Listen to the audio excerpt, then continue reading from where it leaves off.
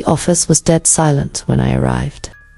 I had been summoned for an audit, nothing unusual in the financial department, but the timing was odd. A late-night email, marked urgent, requested my presence on a Saturday morning. A weekend audit. That was unheard of. Yet the email came from my supervisor, and it wasn't in my nature to ignore a directive. The fluorescent lights buzzed faintly as I stepped off the elevator and into the desolate third floor. The usual hum of printers and chatter was replaced by an eerie quiet, the kind that makes your footsteps sound louder than they should. The air was stale, carrying a faint metallic temps I couldn't place. I made my way to my desk, the only source of illumination in the office. My computer was already on, the monitor casting a cold glow over my neatly organized workspace. On the screen, a spreadsheet was open. I didn't recognize it. Strange, I muttered, sitting down. The spreadsheet wasn't linked to any of my current projects, yet it was filled with detailed records, transactions I hadn't processed, clients I'd never worked with, and names I didn't recognize. Among them, one stood out. Emma Collins. I frowned.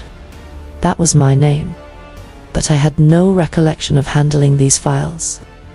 Against my better judgment, I started cross-referencing the spreadsheet with the company's database.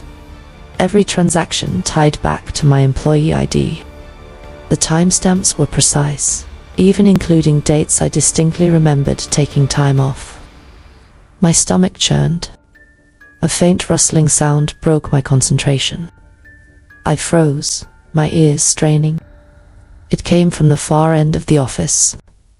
The shadowed corridor leading to the conference rooms seemed to stretch endlessly. "Hello." My voice echoed in the emptiness.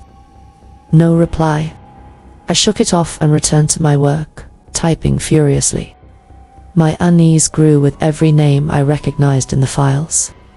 Co-workers who had left the company years ago, supervisors I'd never met, and accounts marked as finalized with dates long before I was hired. It didn't make sense. The sound came again, closer this time. I stood, my chair scraping loudly against the linoleum. My heart pounded as I slowly walked toward the source, phone in hand, ready to call anyone. As I approached the break room, the door swung open with a creak. I gasped.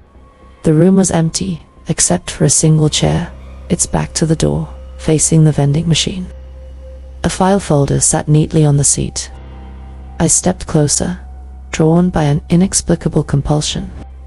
The folder had my name scrawled on it in thick, black marker. Emma Collins. My hands trembled as I opened it. Inside were printouts of emails I didn't remember sending, meeting notes I hadn't taken, and personal details about my daily routine, right down to my preferred lunch order. The last page was a photo. My photo, taken from outside my apartment window. A cold wave of dread washed over me. The lights flickered overhead. A sudden hum filled the room, and the vending machine clicked on, its mechanical whir deafening in the silence. My phone buzzed in my hand. I looked down at the screen. Meeting in progress. Room 14B. The message was from an unknown number. I dropped the folder and bolted back to my desk, intent on grabbing my bag and leaving this cursed place. As I rounded the corner, I froze. The hallway wasn't the same. Where my desk had been was now a row of cubicles I didn't recognize. The office stretched on infinitely, the walls warped like a funhouse mirror. Shadows flickered at the edges of my vision, and whispers filled the air, faint, unintelligible, and growing louder with every passing second. My phone buzzed again.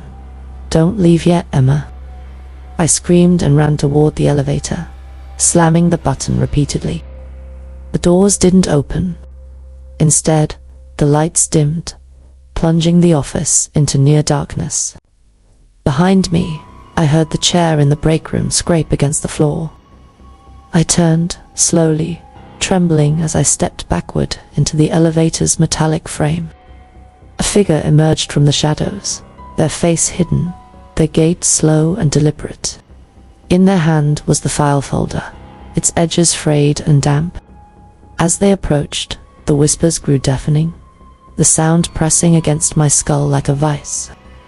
"Who are you?" I cried, my voice cracking. The figure stepped into the light, revealing my own face staring back at me expressionless, void of life. They placed the folder on the ground and disappeared into the darkness. The elevator doors finally opened. I stumbled inside, pounding the closed door button. As the door slid shut, my phone buzzed one last time. Emma didn't work here before. The elevator began its descent, but it didn't stop at the lobby. It just kept going, deeper and deeper, until the only sound was the hum of the lights and the beating of my heart.